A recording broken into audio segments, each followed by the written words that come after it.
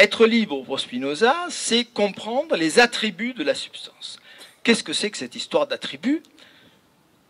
Spinoza va transformer les deux substances de Descartes, la pensée et l'étendue, en latin la res cogitans, la res extensa. La pensée et l'étendue, ce sont des attributs. Alors ce mot, il fait peur alors qu'il est simple, ce mot. Pour comprendre la notion d'attribut, je vais vous proposer deux chemins complémentaires. Le premier chemin, c'est un chemin grammatical. Qu'est-ce que c'est qu'un attribut? Un attribut, c'est ce que je dis de la substance à un moment donné. Bon.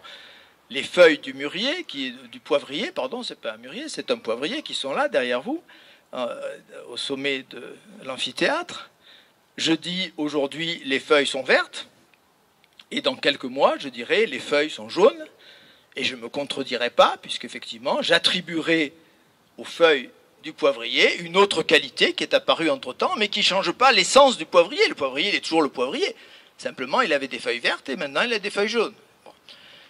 Donc, qu'est-ce que c'est les attributs? C'est les qualités que j'accorde à la substance, c'est ce que je dis de la substance, et qu'est-ce que c'est la substance? C'est le sujet de la phrase.